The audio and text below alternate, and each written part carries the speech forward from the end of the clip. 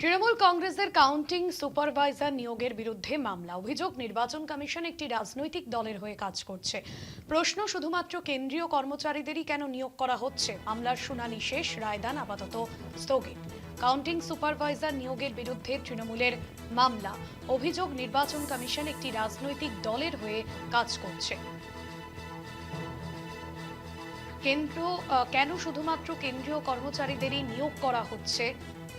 অভিযোগ, নির্বাচন কমিশন একটি রাজনৈতিক দলের হয়ে কাজ করছে। শুধুমাত্র কেন্দ্রীয় কর্মচারীদেরই কেন নিয়োগ করা হচ্ছে? মামলার শুনানি শেষ, রায়দান আপাতত স্থগিত।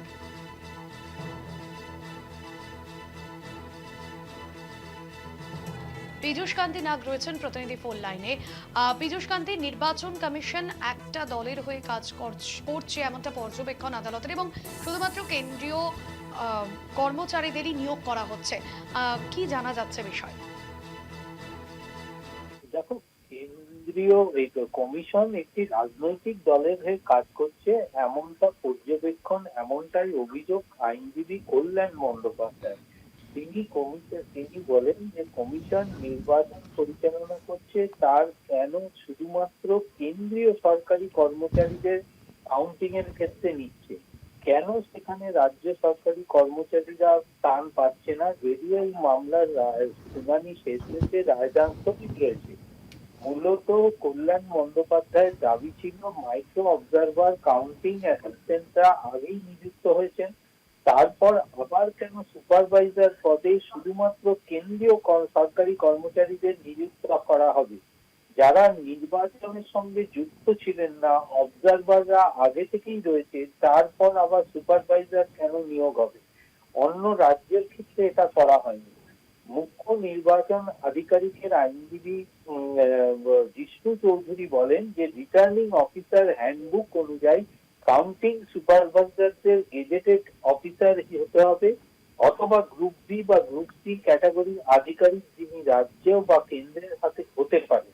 সেই রুল মিলেই, যেহেতু রুলে বলা রয়েছে কেন্দ্র বা রাজ্যের সরকারি কর্মচারী হতে পারেন, সুতরাং সেই রুল মেনেই নির্বাচন কমিশন নিয়োগ করেছে। কোনো রাজনৈতিক দলের এ বিষয়ে আপত্তির কোনো অধিকার নেই।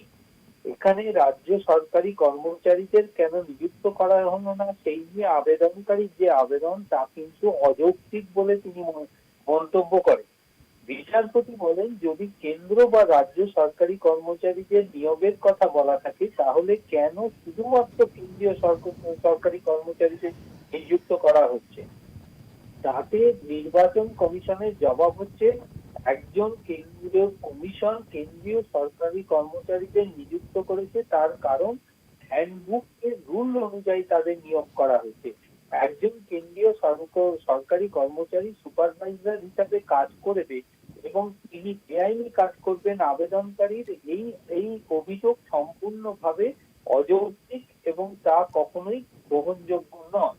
এবং অপর এক আইন, কেন্দ্রীয় সরকারি কমিশনের আইনজীবী বলেন, পিপল রিপ্রেজেন্টেটিভ অ্যাক্ট 1951 অনুযায়ী নির্বাচন কমিশন স্পেশাল ডেলিগেশন নিযুক্ত করতে পারে এবং সেই জন্যই তারা নিয়োগ করেছে। মামলার শুনানি শেষ হয়েছে, রায়দান স্থগিত রয়েছেন। রায়দান আজই করবেন বিচারপতি কৃষ্ণা। একদমই ধন্যবাদ জানাবো পীযূষ কান্তি। পীযূষ কান্তি নাগ ছিলেন আমাদের প্রতিনিধি ফোন লাইনে।